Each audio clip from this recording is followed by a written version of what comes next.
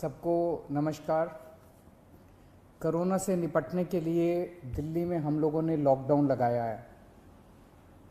Lockdown लगाना ज़रूरी था ताकि कोरोना के केसेस में कमी आ सके, चेन टूट सके। लेकिन हम सब लोग जानते हैं कि लॉकडाउन खासकर गरीब लोगों के लिए बहुत बड़ा आर्थिक संकट पैदा कर देता है। खासकर उन लोगों के लिए जो दिहाड़ी करके रोज़ कमाते हैं, रोज़ खाते हैं। ऐसे लोगों के लिए तो अपना घर चलाना मुश्किल हो जाता है।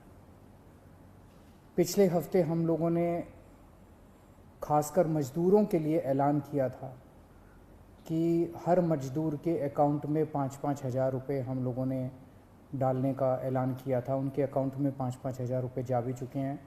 जो लोग बीमार होते हैं, जिनकी RT-PCR की रिपोर्ट पॉजिटिव आ रही है, उनको भी अलग से मदद करने की हम लोगों ने ऐलान किया था उन मज़दूरों के लिए।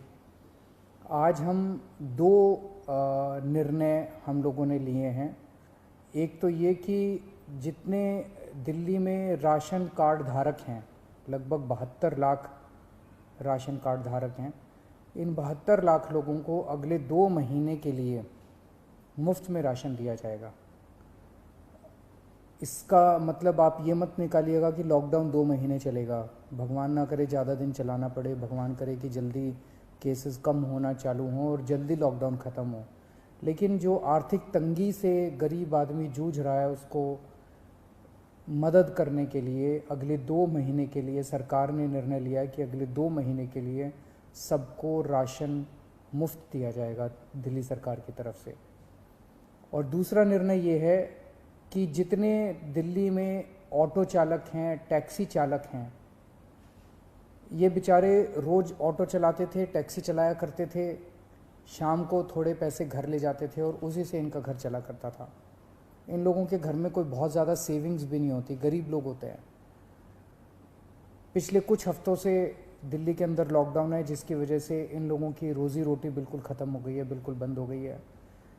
तो जैसे पिछली साल हम लोगों ने किया था, पिछली साल भी जब लॉकडाउन लगा था तो दिल्ली के सभी ऑटो चालकों को और टैक्सी चालकों को दिल्ली सरकार ने 5-5 हज़ार रुपये से दे के मदद की थी। आज भी हम ये निर्णय लिया है कि हम दिल्ली सरकार सभी ऑटो चालकों और टैक्सी चालकों को 5-5 हज़ार रुपये देकर मदद करेगी, ताकि उन लोगों को इस आर्थिक तंगी के दौर में थोड़ी सी मदद मिल सके। मैं ये तो नहीं कहूँगा कि उनकी सारी जो जितने डेली वो कमाते थे वो उससे मदद होगी, लेकिन मैं उम्मीद करता हूँ कि इस आर्थिक तंगी के दौर में उनको मदद मिलेगी। तो लगभग पिछली बार भी हम लोगों ने 1,56,000 ऐसे ड्राइवर्स की मदद की थी। उन सब की मदद इस बार भी दिल्ली सरकार करेगी।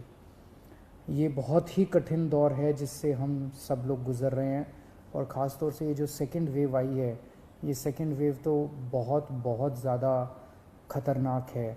हम सब लोग देख रहे हैं कि चारों तरफ कितना दुख है, चारों तरफ लोग कितने परेशान हैं, चारों तरफ लोग कितने बीमार हैं। मेरी सब लोगों से हाथ जोड़ के विनती है कि ये समय हमें एक दूसरे की मदद करने का है, ये समय एक अच्छा इंसान बनने का है।